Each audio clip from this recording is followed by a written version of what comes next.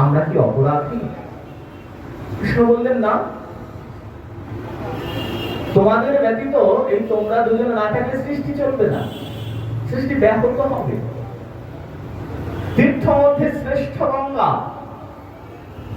তীর্থ অনেক আছে আমাদের ভারত ভূমিতে, মোট 7টি তীর্থ।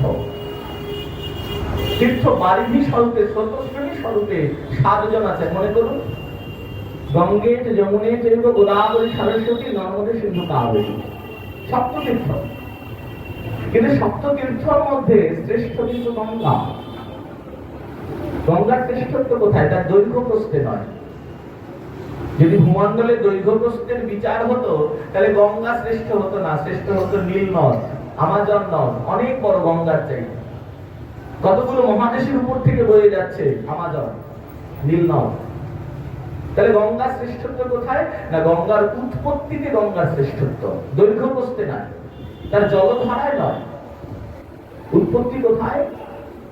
विष्णु पाद भवा गंगा, लोग पावनी गंगा, चरण से निकले गंगा प्यारी, जिसमें सारी दुनिया तारी। যে গঙ্গা গোটা জগৎ সংসারের পাপ মোচন করেন, সেই গঙ্গা আজ গোবিন্দ চরণে প্রণত হয়ে বলছে, প্রভু আমি কি অপরাধ করেছি? কৃষ্ণ বলছেন, কেন অপরাধ করবে? কেন? তোমাদের কে বললো তোমরা অপরাধী? সূর্য বলছে, কেউ বলে নাই। আমাদের অবস্থানে নিয়ে আজ আমাদের দ্বন্দ্বটা হচ্ছে। কি অবস্থান? তোমরা তো যথাস্থানে আছো না, যথাস্থানে নেই। তুমি নিত্যদিন রজনীতে তোমার বধূদেরকে নিয়ে, নায়িকাদেরকে নিয়ে যমুনার কূলে মিলিত হও, রাস করো। কে দেখে? আকাশের চাঁদ, শরৎ চন্দ্র পবন মন্দ। কখনো শুনেছ শরৎ সূর্য? না, দিনের বেলায় তো রাস হয় না। আরে সবাই ঘুমোবে তবে না গোপীরা আসবে রাস করিতে। দিনের বেলায় তো সবাই ঘুমোবে না। চাঁদ বলছে, সূর্য বলছে, তাহলে আমার অপরাধ থেকে তুমি আমার মহারাজ দেখালে না। কৃষ্ণ বলছে, তুমি আমায় দেখো না? আমি দিনের বেলা যে উঠে যাই, কস্তুরী তিলকং ললাট বটলে লক্ষস্থলে দস্তুভং নাসাগ্রে বরমুক্তিকং তদতলে বিনুতারে কঙ্কণং সর্বাঙ্গে হরিচন্দনম। আরে আমার মা তো শুধু সাজিয়ে দেয়। আমি যখন গরু চড়াতে যাই, মা তো শুধু সাজিয়ে দিয়ে আরতি দিয়েই ব্যাস, আর তো আসতে পারে না, মা তো ভবনেই থেকে যায়। আমি যখন পথ দিয়ে আসি, গোপীরা ফুলের মালা নিয়ে পথের পাড়ে দাঁড়িয়ে থাকে, আমাকে মালা পরায়, আমাকে নিয়ে কত রস পরিহাস কৌতুক প্রসঙ্গ করে। তুমি দেখতে পাও না? তুমি তো দেখতে পাও, তখন তুমি আকাশেই থাকো। সূর্য বলে, রোজ ওই গোঠে যাওয়া দেখি গরু চড়াতে, আর এই গরু চড়িয়ে বাড়ি ফেরোই দেখি। কোনোদিন তো দেখি না ওই কালিন্দির কুলে বিভঙ্গ ঠামে তুমি মদন মোহন হয়ে দাঁড়াও। মদন তোমার সামনে লুটিয়ে পড়ে থাকে, তুমি মদনকে মোহিত করো। আমার দেখতে স্বাদ, আমি রাস রস আস্বাদন করতে চাই। গঙ্গা বললেন,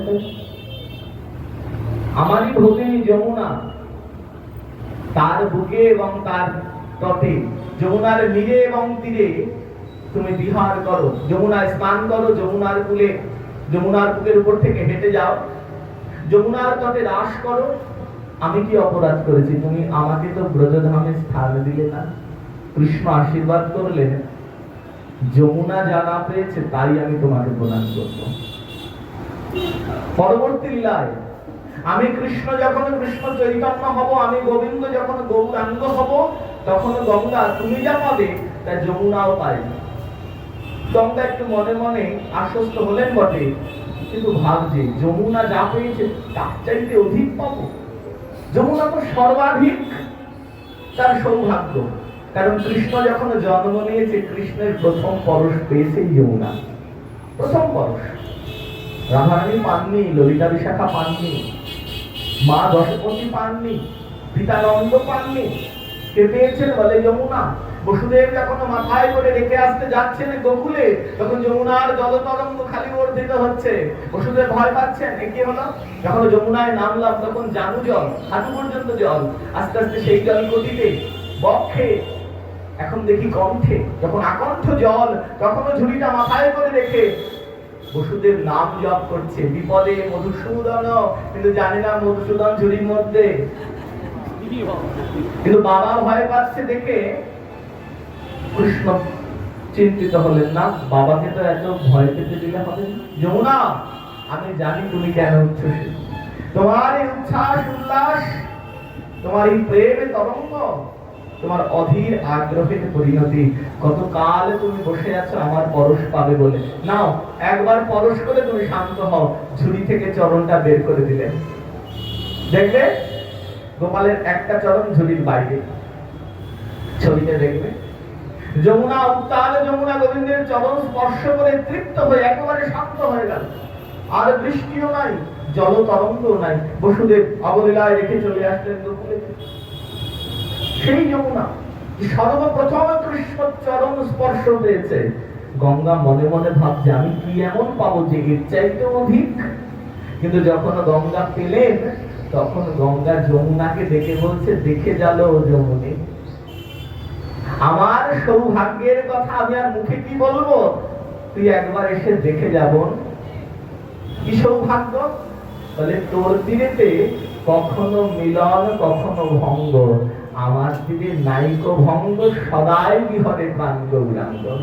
যমুনার কুল কখনো দেখেছে রাধারানী কৃষ্ণ বিরহে কাঁদছেন, যমুনা দেখেছেন কখনো রাধারানী কৃষ্ণকে মিলিত হয়ে প্রাপ্ত হয়ে আনন্দে উল্লাস করছেন।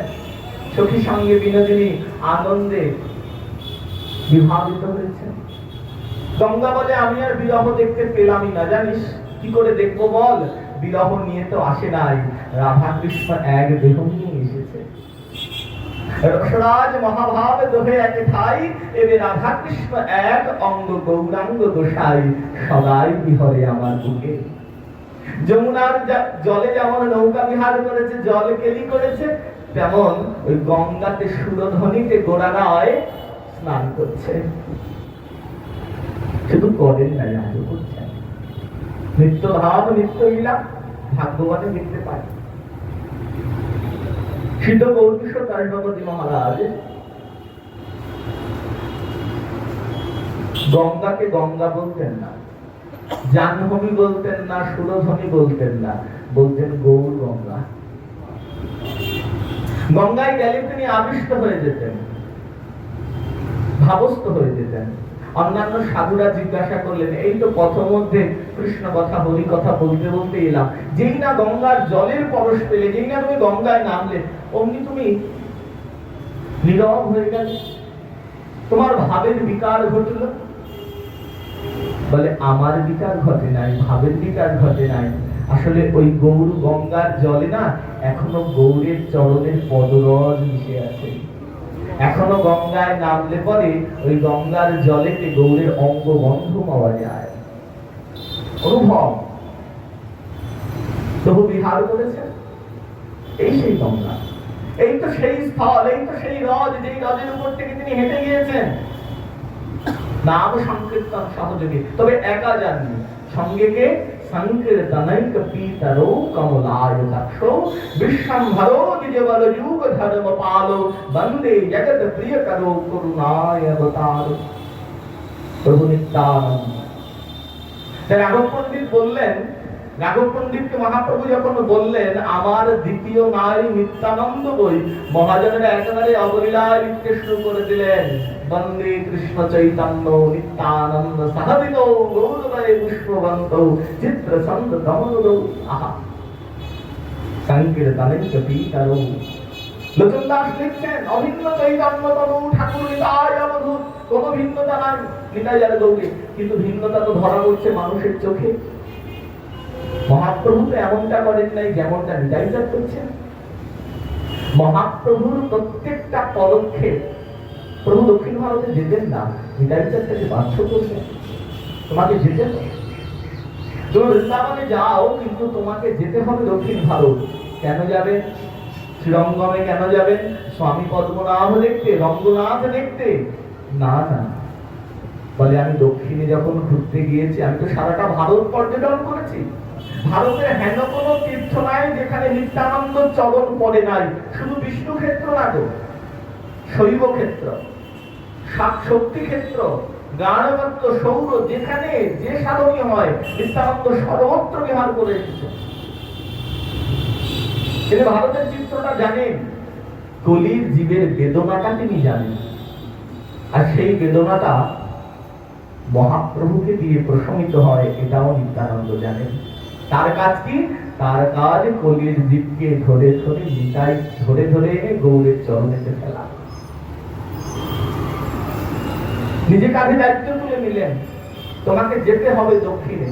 দক্ষিণে আমি একটা ছোট্ট গোষ্ঠীকে দেখেছি, জানো প্রভু, যে গোষ্ঠীটার নাম আলোয়ার, যারা রাধা কৃষ্ণকে যুগল রূপে উপাসনা করে।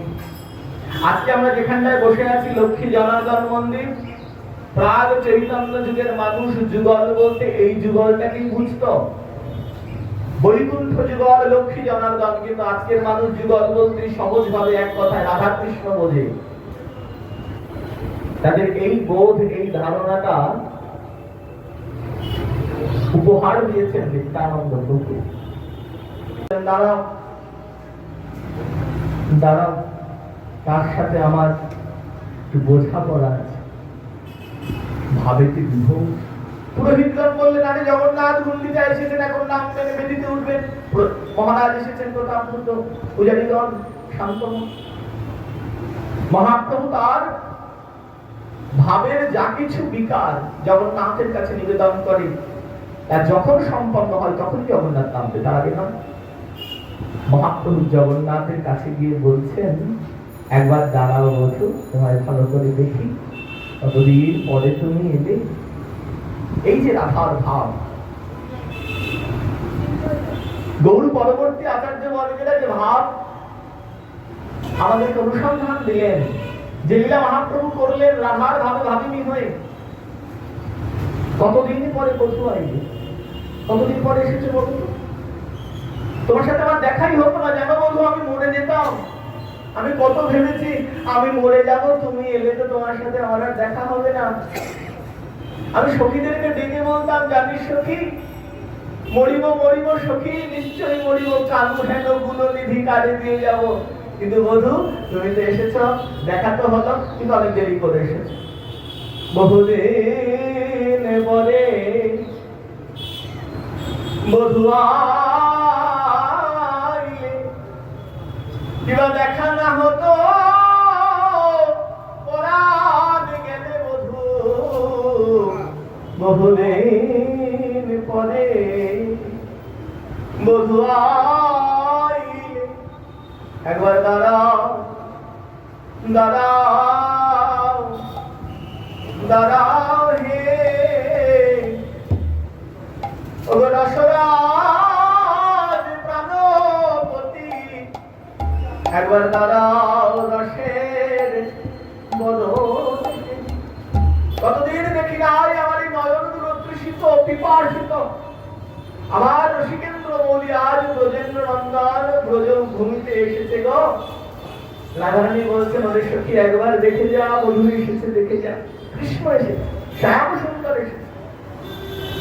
কিন্তু বধূ, তুমি আমাদেরকে ছেড়ে গিয়ে এমন হলে কি করে বলতো? উঠলেন, তার বাহ্য স্মৃতি ফিরে এলো, তাকে দেখলেন তিনি গম্ভীরায়, তাকে গম্ভীরায় নিয়ে আসা হয়েছে। তিনি বললেন, আমায় নিয়ে চলো জগন্নাথ দেখতে। তাকে আবার নিয়ে যাওয়া হলো। তিনি বারে বারে ছুটে ছুটে জগন্নাথের কাছে গুন্ডিচায় আসেন। শুধু গুন্ডিচায় আসেন না, সখীগণ পরিবৃত বিনোদিনী রায় কুঞ্জ মন্দিরে কুঞ্জ বিহারীকে দেখতে আসেন।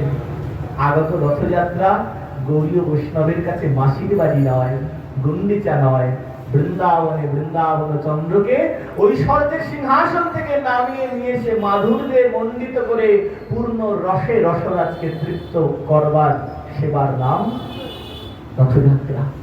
গৌরীয় বৈষ্ণবের রথযাত্রাই হচ্ছে ঐশ্বর্যের নায়ককে মাধুর্যের সেবায় তৃপ্তি বিধানে বিধিত করা। গৌরীয় আচার্য বর্গের আমাদের সেই শিক্ষা দিয়েছেন। তবে আরেকটি শিক্ষা দিয়েছেন, বাহ্য অন্তরিহার দ্বৈত সাধন। রথ মানে শুধু আষাঢ় মাসের ওই শুক্লপক্ষের দ্বিতীয়া নয়। রথ মানে কি? রথ মানে একটা মহাসমারোহে বিষ্ণুর যাত্রা উৎসব নয়। রথ মানে নিজের হৃদয় ভূমিকে পরিচ্ছন্ন করে ভগবানকে সেখানে স্থাপিত করে ভগবানকে নিজের হৃদয় রথে করে নিয়ে বিচরণ করা।